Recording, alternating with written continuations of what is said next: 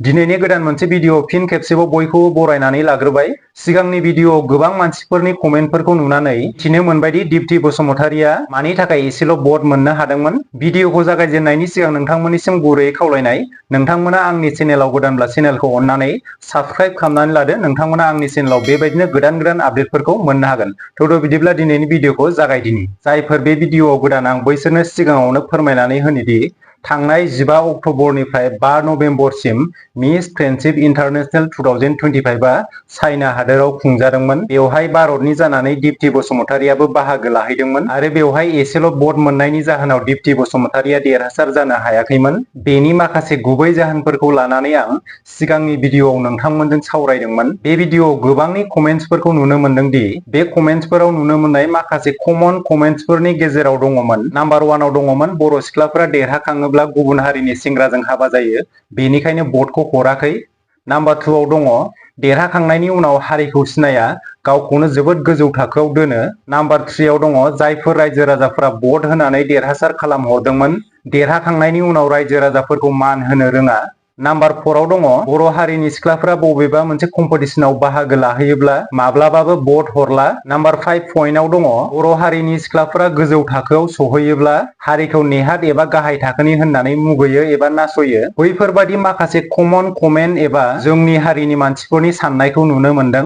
बेनि अनगायैबो सिगांनि समाव जायफोरखौ भट होनानै एबा हेफाजाब होदोंमोन, बेनि गेजेराव प्रनिता सोरगियारिनि मुंखौ गिबियावनो रायखांनायखौ नुनो मोनदों। बेजों लोगोसेनो रजनी बसुमतारी, आनाया ब्रह्म, अंकुसिता बर', जमुना बर', बैसोरखौबो गुबुन हारिनि हौवा लानायनि थाखाय जोंनि बर' हारिनि रायजो राजाफोरा दुखु मोननायखौ फोरमायदों। जेराव बैसोरखौ बर' हारिनि होननानै हेफाजाब एबा सापर्ट खालामबोदोंमोन, बैसोरनो हारिखौ नेवसिनायनि थाखाय दुखु मोननाय फोरमायनायखौ नुनो मोनदों। बेनि गेजेरावनो प्रनिता सोरगियारिखौ गाहायै मख'नो हायोदि प्रनिता सोरगियारिखौ बै समाव देरहाहोनो थाखाय हर सान नांथाबनानै भट हरनायनि गेजेरजों देरहासार खालामदोंमोन। नाथाय देरहाखांनायनि उनाव गुबुन हारिनि हौवाजों हाबा जानाय आरो बर' रावखौ रायज्लायनो रोङैयाव जोंनि हारिनि रायजो राजाफोरखौ दुखु मोननाय फोरमायनायखौ नुनो मोनदों।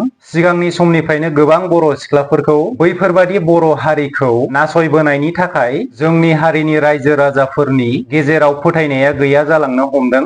बेनि लेटेस्ट एबा गोदान एग्जाम्पल महरै दिप्ति बसुमतारीखौनो लानो हायो, जेराव दिप्ति बसुमतारीनि सायावबो फोथायनाय लानो हायैनि थाखाय गोबां रायजो राजाफोरानो भट हराखैमोन। जायनि थाखाय दिप्ति बसुमतारीया मिस फ्रेन्डशिप इन्टारनेशनेल 2025 आव जेननो गोनां जादोंमोन होननानै आं सानो। जोबथारनायाव आंनि बुंनांगौआ बेनोदि जोंनि हारिनि गेजेराव बैफोरबायदि साननायखौ गोसोआव लाबाय थायोब्ला जोंनि गेजेराव गोजौ थाखोआव सहैनो थाखाय गोबां हेंथा मोनगोन।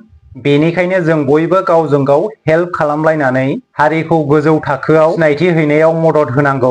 आंनि फंनैसो बुंनांगौआ बेनोमोन। आसा खालामो नोंथांमोना भिडिअखौ नायनानै मोजां मोनबाय। नोंथांमोना भिडिअखौ नायनानै मोजां मोनदोंब्ला मोनसे लाइक खालामदो।